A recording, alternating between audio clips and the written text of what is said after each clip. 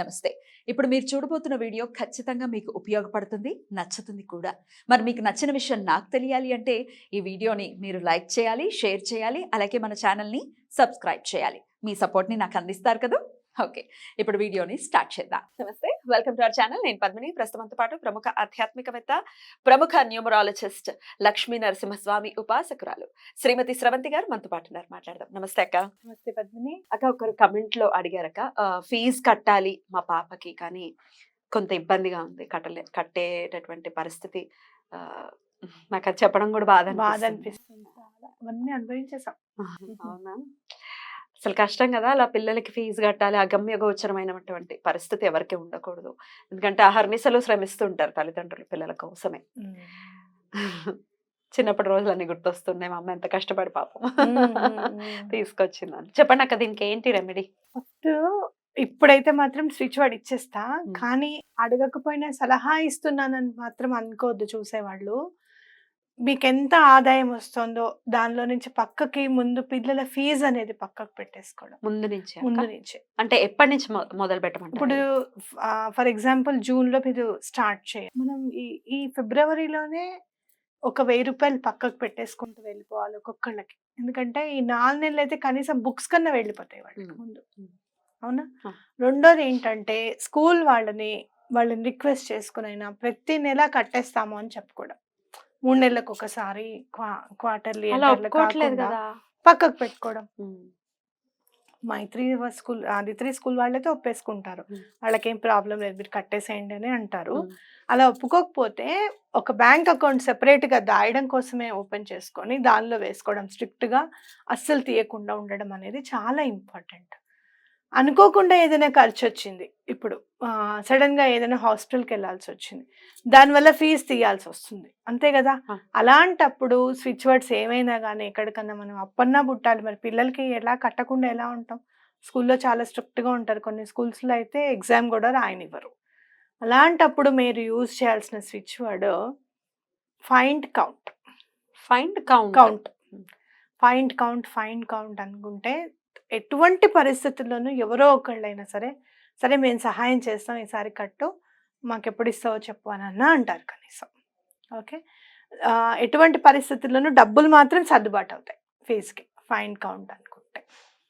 అయితే ఈ సందర్భాలన్నీ కూడా ఒక్కొక్కసారి పిల్లలకి కూడా మీరు ఏం చేయాలి అని అంటే, ధైర్యంగా వాళ్ళు వెళ్ళి మేము ఫీజు ఇంకొక 10 రోజుల్లో కడతాము అని చెప్పుకునే మానసిక సంసిద్ధత పిల్లల్లో కూడా పెంపొందించాలి, నేర్పించాలి. చాలా మాత్రం తల్లిదండ్రులు ఏమనుకుంటారంటే, ఆర్థికంగా పిల్లల గురించి మనం ఏం ఇబ్బంది పడుతున్నామో పిల్లలకి తెలియకూడదు అని అనుకుంటారు. అది తప్పకుండా తెలియపరచాల్సిందే. ఎందుకంటే ఏదైనా ఆర్డర్స్ పెట్టుకోవడానికనో లేకపోతే విరివిగా బయటికి వెళ్ళి ఖర్చు పెట్టడానికనో పిల్లలకి నేర్పిస్తే వాళ్ళు కూడా ఈ పిచ్చి ఖర్చులు చెయ్యొద్దు అనే ఆలోచనలో పడతారు. దాచుకునే క్రమంలో వాళ్ళు కూడా ముందడుగేస్తారు. బ్రాటప్ లో కష్టం ఏంటో తెలియాలి కదా, బ్రాటప్ లో మనం పెంచే అప్పుడే తెలియాలి కదా.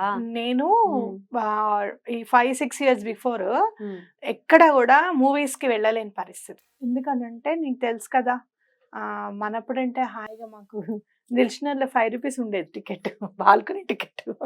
ఎందుకంటే 5 రూపీస్, ఎందుకంటే రంగారెడ్డి డిస్ట్రిక్ట్ వస్తుంది అనమాట దిల్షనర్ దగ్గర నుంచి.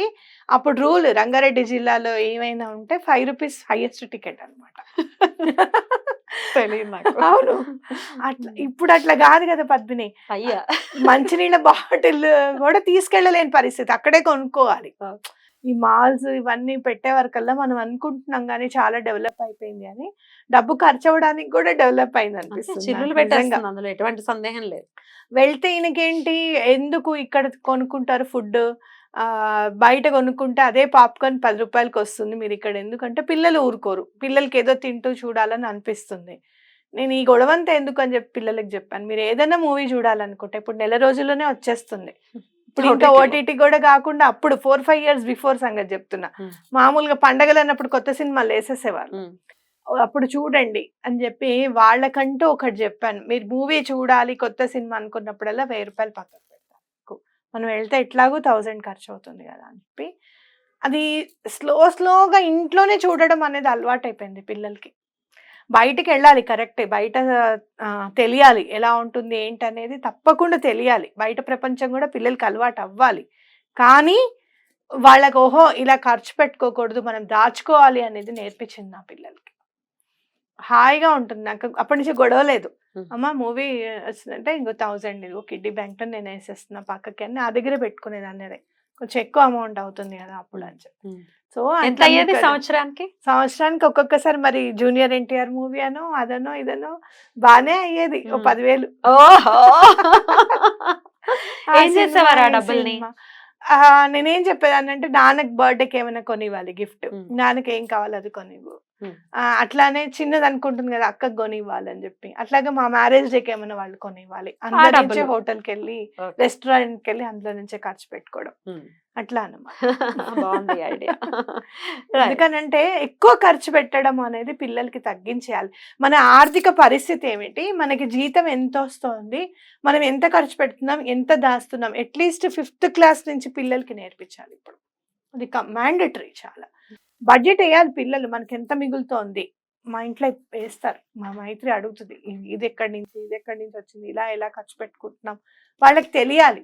అప్పుడు ఈ గూగుల్ పే, ఫోన్ పేలు వచ్చిన తర్వాత మనం ఎంత పే చేస్తున్నాం, ఎంత ఖర్చు తెలియట్లేదు పెడుతున్నాం అస్సలు. ఏం అర్థం కావట్లేదు మనకి. కాబట్టి పిల్లలకి ఇచ్చి ఇలా చేయండి, ఇలా చేద్దాము అని అనుకుంటే అది ఆ స్ఫురణకు వస్తుంది చూసావా? అది చాలా కాపాడుతుంది పిల్లల్ని. అండ్ మోర్ ఓవర్ ఎవరైనా సెకండ్ ఇన్‌కమ్ గురించి కూడా ట్రై చేయండి. అంటే ఫస్ట్ ఇంట్లో ఎవరైనా ఒక్కళ్ళే ఉన్నారు సంపాదించేవాళ్ళు. రెండో వాళ్ళు కూడా సంపాదించడం. ఆ సంపాదన అనేది కంపల్సరీగా దాయడం అనేది కూడా చాలా ఇంపార్టెంట్. రైట్. సో ఈ ఫైండ్ కౌంట్ అనేది మనకి హెల్ప్ చేస్తుంది. ఎలా చదువుకోవాలి కదండి? అనుకుంటూనే ఉండండి. మీకు మనకు మనీ దొరికేదాకా find count, find count, find count అని అనుకుంటూనే ఉండండి. ఎక్కడైనా ఆఫీస్‌లో మీరు లోన్ పెట్టారు. పెద్ద పెద్దవి కూడా ఉంటాయి. అంటే పిల్లల్ని ఇంజినీరింగ్ కాలేజ్‌లో జాయిన్ చేయడానికో దేనికైనా ఉంటాయి. ఆఫీస్‌లో లోన్స్ పెడతారు. లేదా బయట లోన్స్ పెడుతూ ఉంటారు. ఎడ్యుకేషన్ లోన్స్ పెడుతూ ఉంటారు. ఫైండ్ కౌంట్ అనేది దానికి కూడా పనికొస్తుంది. లోన్ రావడానికి లోన్ రావడానికి కూడా జనరల్ గా పనికొస్తుంది. ఎడ్యుకేషన్ లోన్ ఈజీగానే వస్తుంది అక్క. అంటే ఇక్కడ ఆస్తులు అవి ఏమీ లేవనో లేకపోతే బ్యాంక్ బ్యాలెన్స్ ఎక్కువగా చూపించడము ఇదంతా చాలా ఉంటుంది ఎడ్యుకేషన్ లోన్ బ్యాంక్ బ్యాలెన్స్ రావడానికి. చూపించాలా?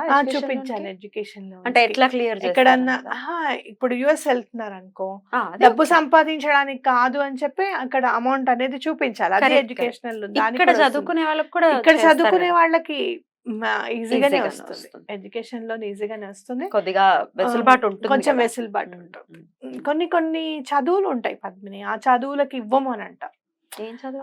మేబీ ఇప్పుడు చూడు లాకి లాకి ఇవ్వరు.